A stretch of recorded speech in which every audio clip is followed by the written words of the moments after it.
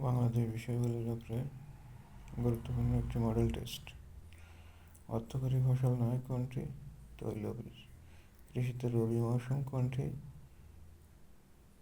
কার্তিক থেকে ফাল্গুন।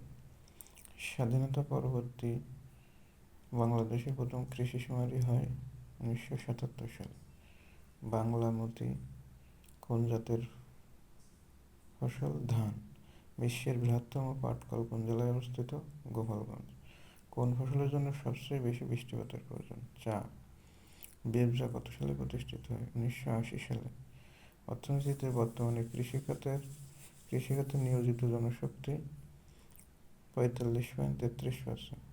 বালাম কোন অঞ্চলের ধান? বরিশাল। বাংলাদেশের সবচেয়ে বড় সেচ প্রকল্প?